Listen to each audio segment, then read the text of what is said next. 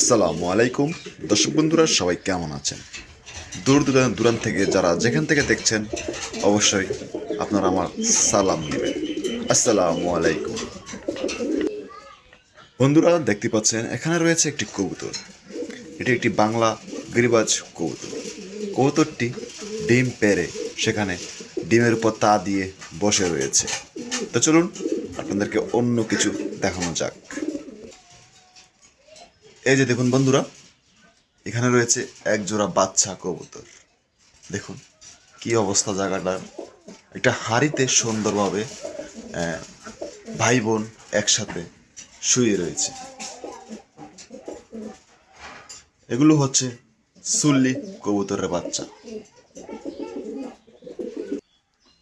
আর এখানে সিঙ্গেল কি বলবো, কবুতরটি বসে রয়েছে।